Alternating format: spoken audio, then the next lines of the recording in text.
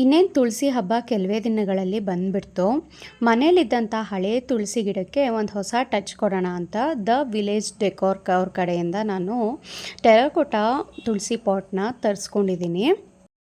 ನಮ್ಮ ಹಿಂದೂ ಸಂಪ್ರದಾಯದಲ್ಲಿ ತುಳಸಿಗೆ ಮಹತ್ವವಾದ ಸ್ಥಾನ ಇದೆ.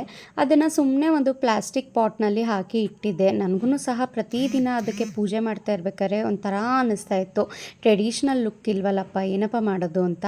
ಸೊ ಕರೆಕ್ಟಾಗಿ ದ ವಿಲೇಜ್ ಡೆಕೋರ್ ಅವ್ರ ಕಡೆಯಿಂದ ನಾನು ಲಕ್ಷ್ಮಿ ಮತ್ತು ಹಾಗೆಯೇ ತುಳಸಿ ಪೂಜೆ ಮಾಡೋದಕ್ಕೆ ಒಂದು ಕಡೆ ದೀಪನೂ ಸಹ ಹಚ್ಬೋದು, ಆ ರೀತಿ ಇರೋವಂಥ ಟೆರಕೋಟಾ ಪಾಟನ್ನು ತರಿಸ್ಕೊಂಡೆ. ತುಂಬಾ ಚೆನ್ನಾಗಿದೆ. ಆ್ಯಂಡ್ ನೀವು ಸೈಜಲ್ಲೂ ಸಹ ನೋಡ್ಬೋದು, ತುಂಬಾ ದೊಡ್ಡದಾಗಿದೆ. ಇವರಲ್ಲೇ 3 ವೆರೈಟಿ ತುಳಸಿ ಪಾಟ್ ಅವೈಲೇಬಲ್ ಇದೆ. ನಾನು ಈ ರೀತಿ ಪೂರ್ತಿಯಾಗಿ ಒಂದೇ ಕಲರಲ್ಲಿ ಇರುವಂಥದ್ದನ್ನು ನಾನು ಆರ್ಡರ್ ಮಾಡಿ ತರಿಸ್ಕೊಂಡಿದ್ದೀನಿ. ತುಂಬಾ ಇಷ್ಟ ಆಯಿತು ನನಗೆ. ನೋಡಿ ಲುಕ್ಕೇನೆ ಯಾವ ರೀತಿ ಚೇಂಜ್ ಆಯಿತು ಅಂತ ಒಂಥರ ಭಕ್ತಿ ಭಾವನೆ ಮೂಡುತ್ತೆ ಅಲ್ವಾ ಇದನ್ನು ನೋಡ್ತಾ ಇದ್ರೇ.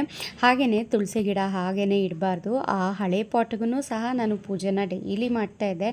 ಹಾಗೆಯೇ ಈ ಹೊಸ ಪಾಟ್ನಲ್ಲಂತೂ ತುಳಸಿ ಜೊತೆಗೆ ಲಕ್ಷ್ಮಿನೂ ಸಹ ವಾಸವಾಗಿದೆ. ಹಾಗಾಗಿ ತರ್ತಾ ಇದ್ದ ಹಾಗೆಯೇ ಹಳೆ ಪಾಟನ್ನು ತೆಗೆದಾಕ್ಬಿಟ್ಟು ಇದಕ್ಕೆ ಹಾಕಿ ಪೂರ್ತಿಯಾಗಿ ನಾನು ಪೂಜೆನೂ ಸಹ ಮುಗಿಸ್ಕೊಂಡೆ. ಈ ಪಾಟ್ ಲಿಂಕ್ ಏನಾದರೂ ಬೇಕಿತ್ತು ಅಂದರೆ ಲಿಂಕ್ ಅಂತ ಕಮೆಂಟ್ ಮಾಡಿ, ಇಲ್ಲ ಡೈರೆಕ್ಟಾಗಿ ಅವ್ರ ವೆಬ್ಸೈಟ್ಗೆ ಹೋಗಿನೂ ಸಹ ನೀವು ಬೈ ಮಾಡ್ಬೋದು.